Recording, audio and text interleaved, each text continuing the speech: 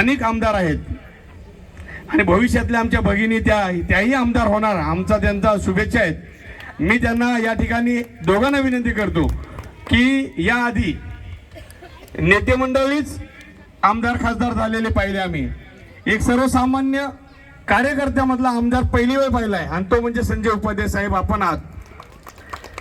आज मी जरी भाजपामधला नसलो, एक सामाजिक कार्यकर्ता असलो, तरी पण संजय उपाध्यायांचं नाव मला सर्वज्ञात आहे, त्यांच्या कामाची पद्धत मला माहीत आहे।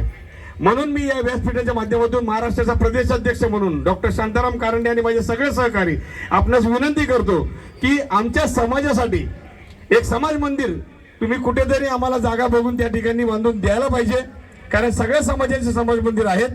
आम्ही तुम्हाला याआधी सगळ्यांना विनंती करून झालेले आहे, परंतु तुमच्याकडून अपेक्षा नव्हे, तुमच्याकडून आम्हाला खात्री आहे आणि तुम्ही आम्हाला ते समाज मंदिर द्यावं अशी मी या ठिकाणी एक विनंती करतो। दुसरी विनंती अशी आहे की आत्ताच आमचे प्राध्यापक आहेत आमच्या समाजाचे, त्यांनी कौशल्य विकास प्रशिक्षण देण्यासाठी 2000 मुलांना मोफत शिक्षण देतो म्हणून सांगितले, परंतु त्यांना सुद्धा जागेची कमी आहे।